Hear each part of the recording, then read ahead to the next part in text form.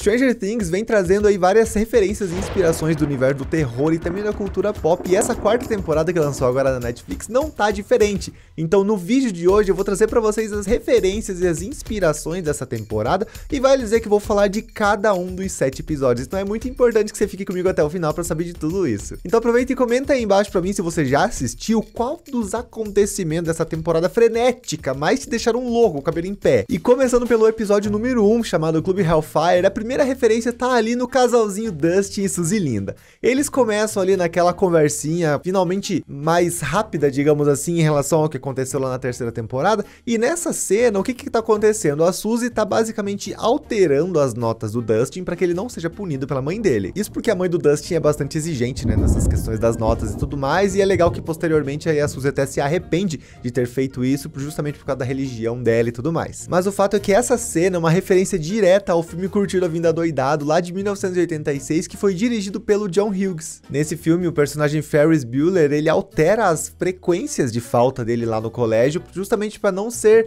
punido pelo diretor que estava naquele momento conversando com a mãe dele, relatando aquelas faltas. Eu achei isso sensacional. Eu não sei se vocês pegaram alguma outra referência aí nesse primeiro episódio, e se conseguirem encontrar alguma coisa, comentem aí embaixo pra gente ir conversando. E agora no capítulo 2, né, no episódio número 2, chamado A Maldição de Vecna, as coisas começam a ficar um pouquinho mais sombrias ali em Hawkins. Pra começar pelo bullying extremamente abusivo que a Eleven tá sofrendo lá no colégio da Califórnia pelas personagens Angela e pela aquela outra lá que eu não lembro muito bem o nome dela, mas que ela me lembra muito a Gabi Amarantos. A 11 sofre ali muita humilhação, né, justamente por ser uma forasteira, uma menina que veio de fora, e meu Deus do céu, eu fico agoniado demais com as cenas desse bullying, porque é extremamente agressivo com ela, né, dá vontade de chegar ali na tela e, ô, miguinha, vem aqui.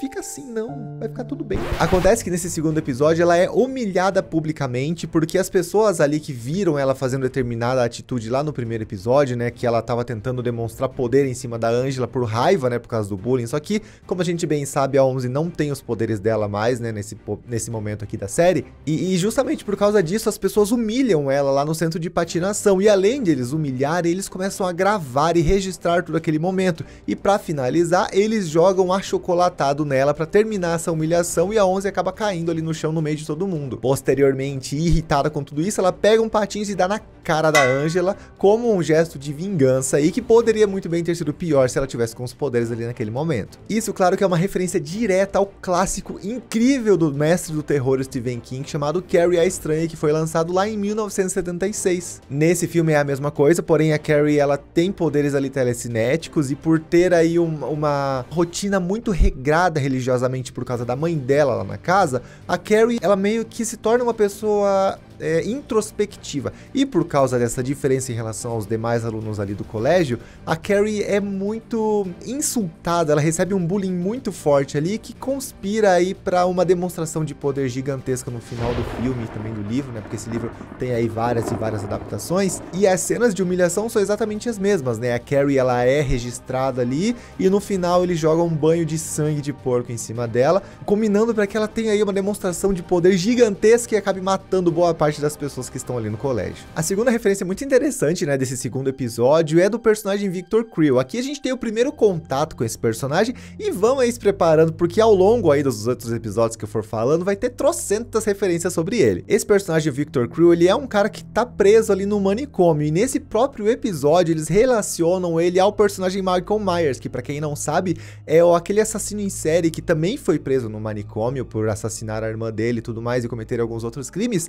lá do filme Halloween. Sabe aquele que usa aquela máscara louca lá e usa aquela faquinha? É ele mesmo. E também seguindo a linha, se vocês pegaram aí alguma outra referência que eu não comentei aqui nesse episódio, comentem aí embaixo pra gente saber. Já no episódio 3, chamado O Monstro e a Super-Heroína, a gente tem aí a Nancy e a Robin dando uma vasculhada um pouco maior a respeito da história do personagem Victor Creel. Isso porque alguns crimes estão acontecendo ali na cidade, e um dos principais suspeitos pode ser esse cara, justamente porque os crimes estão meio que similares às situações que aconteceram com ele lá no passado. E quando elas começam a encontrar aí algumas informações sobre o Victor Creel, elas descobrem que o primeiro crime cometido por ele, né? Claro que eu vou falar sobre isso daqui a pouco. O primeiro crime cometido por ele foi lá em 1959. E o segundo crime, que tá acontecendo novamente aqui na cidade de Hawkins, acontece em 1986, que é o ano da série. E se a gente for calcular a diferença temporal entre o primeiro acontecimento e o outro, dá exatamente 27 anos. Isso é uma referência direta ao palhaço Pennywise lá do livro It, a Coisa, também do mestre do terror Stephen King. Acontece que lá nesse livro It, a Coisa, o palhaço Pennywise ele é uma entidade que mora ali na cidade de Derry e a cada 27 anos ele acorda para se alimentar de crianças, né? Tanto que os adultos ali da cidade de Derry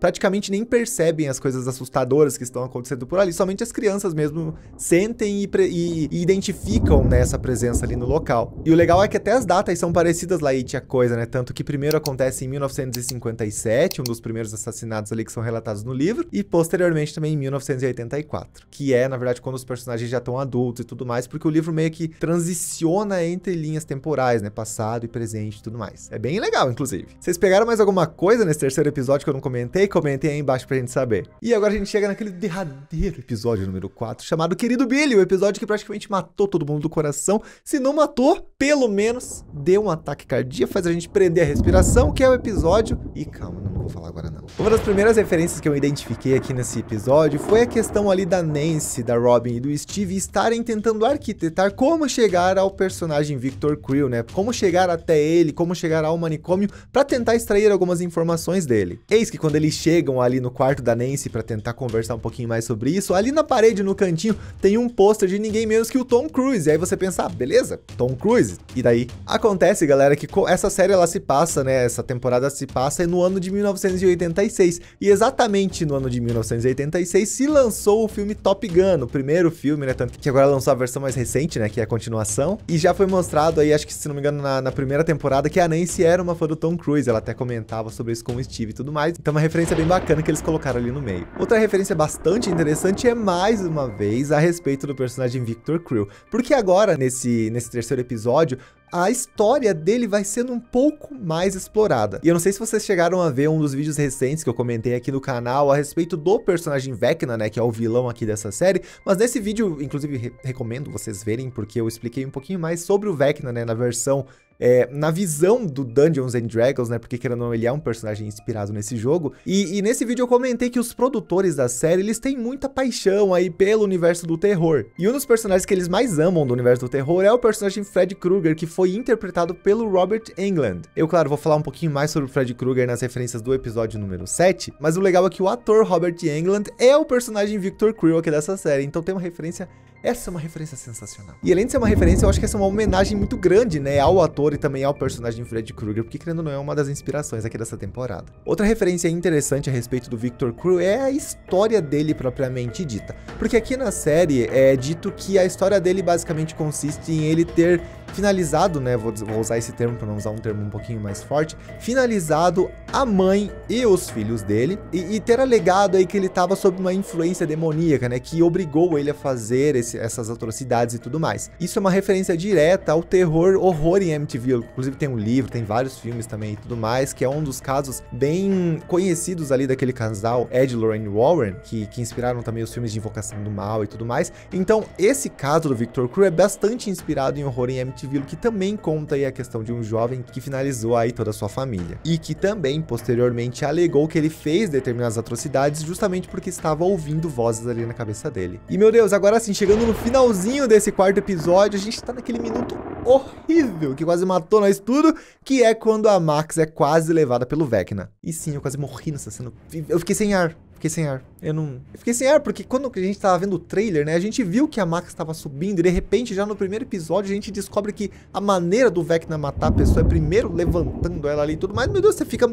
Gente, o que vai acontecer com essa guria? Mas beleza, não é o foco disso agora, porque isso a gente comenta em outro ponto, em outro vídeo, né? O fato é que quando a Max tá ali pra se desvencilhar do Vecna, vocês devem ter reparado que ela arranca um pedacinho do pescoço dele e sai correndo, fazendo com que o Vecna ali sinta um pouquinho de dor, né, e consiga soltar ela e tudo mais. Isso, claro que é uma referência referência também ao clássico do terror A Hora do Pesadelo, onde a personagem que está ali na dimensão do Freddy Krueger consegue sair com um pedaço do Freddy Krueger, né, com um pedaço da roupa dele, lá da dimensão do Freddy e trazer para o mundo real. E claro, vale dizer também que o Vecna, na hora que ele tá ali perseguindo a Max, né, nessa dimensão ali do mundo invertido, tem uma cena que mostra as garras dele, aquelas mãos com garra aparecendo. Isso também é uma referência direta ao Freddy Krueger, tanto que uma das referências mais incríveis, né, que identificam o Freddy Krueger por ele ser como ele é a própria mão dele, que ele usa uma luva cheia de garras e tudo mais. Então é uma referência bem clara sobre isso. E olha o Freddy Krueger aí de novo. Estão percebendo a influência do cara nessa temporada, né? Comentem aí embaixo se vocês repararam alguma coisa que eu não comentei. E agora a gente vai pro episódio 5, chamado Projeto Nina. E agora, depois ali que os personagens descobriram mais sobre a história do Victor Creel e sobre todo o passado dele, né, sobre as coisas trágicas que aconteceram na vida dele, eles decidem ir até a casa onde tudo aquilo aconteceu. Isso porque é nessa casa que eles entendem que a entidade tá morando. Eu digo entidade entre aspas porque nesse ponto da história eles ainda não descobriram, né, o que o Vecna propriamente é, digamos assim. E aqui nessa casa, né, considerando aí que o Vecna, que o vilão da série mora aí nessa entidade, ela tem aí vários traços da história do personagem, né, como objetos e tudo mais que vão aparecendo ali ao longo da série. Isso é uma referência direta, novamente, a It, a Coisa, né, aquele livro do palhaço Pennywise, só que dessa vez a casa da rua Newbolt. E mais uma vez, olha só o Pennywise aqui de novo, né, como referência. Isso porque essa casa da rua Newbolt é basicamente a casa onde o Pennywise mora, né, digamos assim, aqui nesse livro. Isso porque as crianças ali do filme, né, do livro também, eles vão até essa casa e nessa casa eles acabam encontrando objetos que remetem ao Pennywise e também acabam encontrando o palhaço Pennywise em suas mais diferentes e assustadoras formas. O livro de It, a Coisa, inclusive, é esse daqui, ele tem mais de 1000 páginas, mas é uma leitura incrível. Eu, se não me engano, demorei acho que mais de 2-3 meses mais ou menos para terminar de ler isso daqui,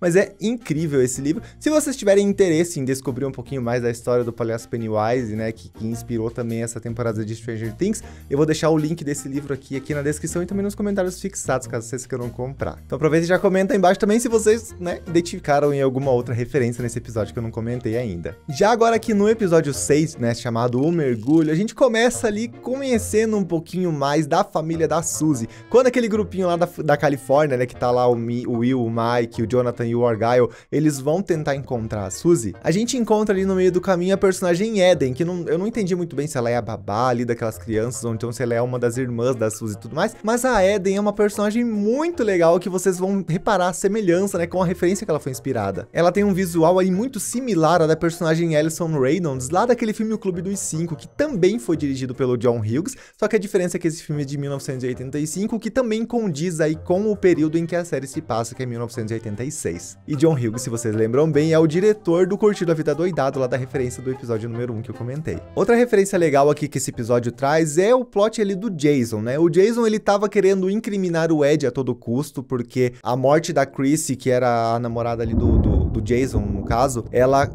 mexeu muito com ele também, com a população ali de Hawkins, só que o Jason estava achando que o Ed era culpado daquilo, justamente pelo fato do Ed ser um cara que joga RPG. E naquela época, nos anos 80, os jogos de RPG, eles eram muito demonizados, eles eram relacionados a seitas satânicas e tudo mais, e isso é retratado aqui na série, tanto que o Jason, nesse ponto da história, mesmo descobrindo que não foi o Ed que matou, propriamente dito, o amigo dele, né, o Patrick, que acaba sendo levantado pelo Vecna na frente dele ali no meio do lago, ele começa a dizer e insinuar que quem fez aquilo foi o Ed, que ele é responsável e faz parte de uma seita satânica e que é ele que tá fazendo tudo aquilo mesmo à distância. Quero só ver como é que eles vão fazer esse desfecho, porque ainda não ficou muito finalizado ainda não. Outra referência interessante é lá na Rússia, porque o Hopper ele estava preso depois de ter sido capturado pelos russos, e enquanto a Joyce não conseguia soltar ele de lá, os russos estavam dando aí alguns alimentos em abundância, né, para os presos que estavam ali, justamente para que eles pudessem lutar com o Demogorgon. Tanto que um pouquinho antes, né, do ataque ali com o monstro, eles enchem a galera ali de comida, e o Hopper e o Enzo e a galera ali e tudo mais,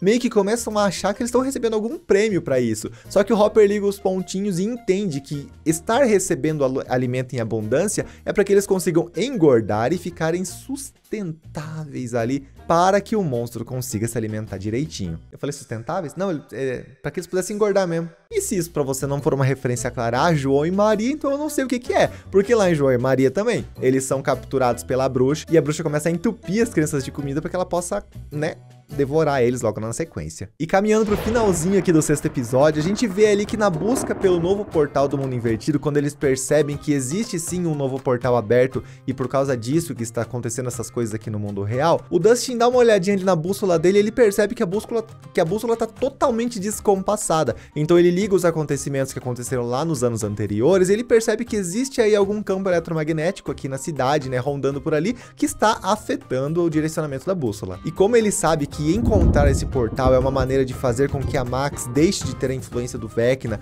e também uma maneira de fazer com que o Ed deixe de ser perseguido ali pelas pessoas, né, por acharem que ele é o culpado e tudo mais, é nesse momento que o Ed chega pra todo mundo ali e fala, ok, o condado está em chamas, vamos a Mordor. Isso, claro, que é uma referência direta ao Senhor dos Anéis, justamente porque Mordor é o lugar sombrio ali onde o Senhor das Sombras está habitando. Referência, né, claro, como se fosse o mundo invertido, que é onde o Vecna está habitando também. E condado está em chamas significa que também Hawkins está em chamas, né? Condado ali é a cidade dos hobbits e tudo mais. Isso é muito bom. Senhor dos Anéis é muito bom, né? Inclusive tem vários vídeos de Senhor dos Anéis aqui no canal, não sei se você gosta, mas tem, tá numa playlist bem bacana aqui, dá uma olhadinha que vocês vão gostar.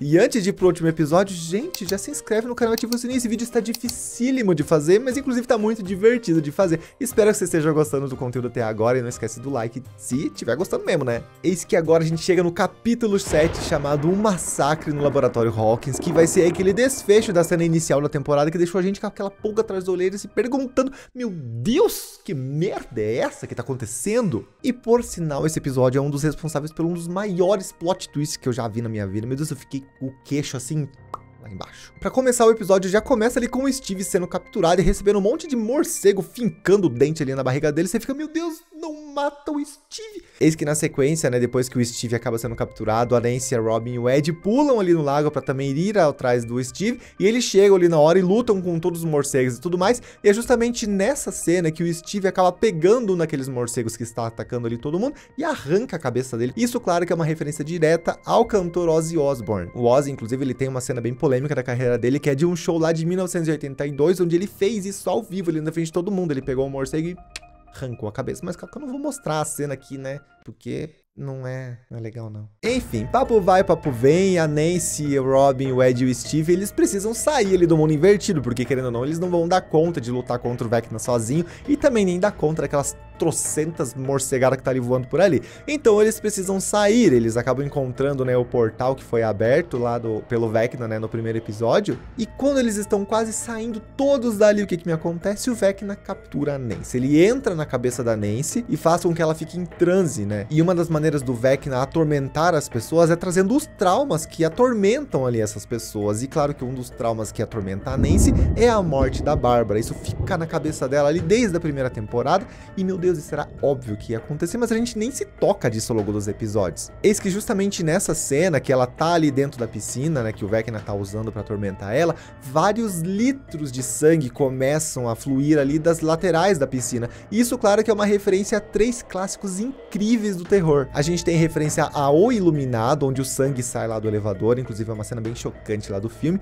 Temos também referência a It, a Coisa, olha só, novamente aparecendo, só que dessa vez é sangue jorrando lá do banheiro. E também temos referência novamente à A Hora do Pesadelo, né, que é o filme do Freddy Krueger, onde sangue jorra ali do quarto do personagem, eu esqueci o nome dele agora, mas quando ele tá morrendo, né, sendo levado ali pra cama, para o universo ali, pra realidade do Freddy Krueger, do sangue começa a jorrar pra tudo quanto é canto. E logo depois disso, depois de ter atormentado a cabeça da Nancy, a gente descobre uma outra referência que é a própria revelação do Vecna em si. A gente, claro, percebe que o Vecna é o filho do Victor Creel, por isso que nas referências anteriores eu falava, né, que era uma entidade, entre aspas, né, ele é o filho do Victor, que usava os poderes dele e ele começava a ficar cada vez mais forte conforme ele atormentava as mentes das pessoas e matava elas na sequência. Ele usava, né, esses poderes deles para entrar na cabeça das pessoas e usar os traumas delas contra elas mesmas, e com isso ele se tornava aí praticamente um colecionador de almas, se tornando cada vez mais poderoso. A motivação dele, né, que ele até comenta ali na série, é que ele queria trazer novamente um equilíbrio para o mundo perturbado, e como ele é um psicopata, né, claro que tudo isso só faz sentido na cabeça dele. Mas acaba ali que no embate final com a 11, né, quando ela ainda era pequenininha, ele acaba sendo banido por ela para o mundo invertido. Inclusive, essa é uma cena muito curiosa que me leva a pensar que,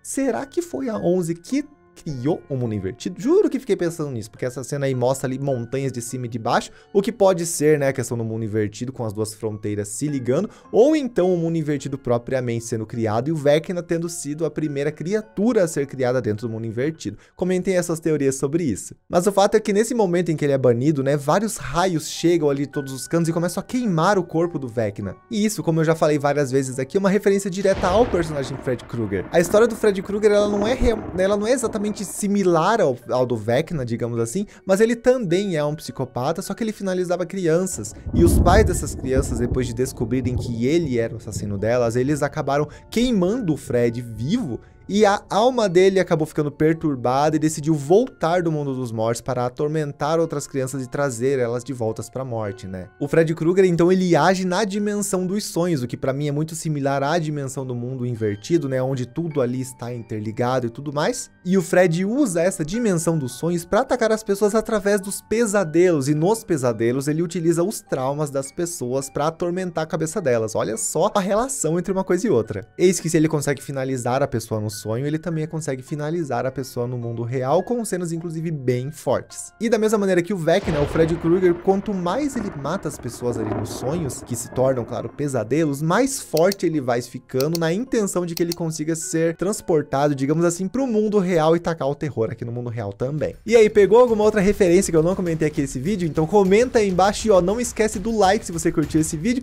e também já se inscreve no canal e ativa o sininho para você não perder os próximos vídeos. E ó, vou deixar aqui embaixo outros vídeos legais para você assistir que você talvez possa gostar. E tchau, até o próximo vídeo.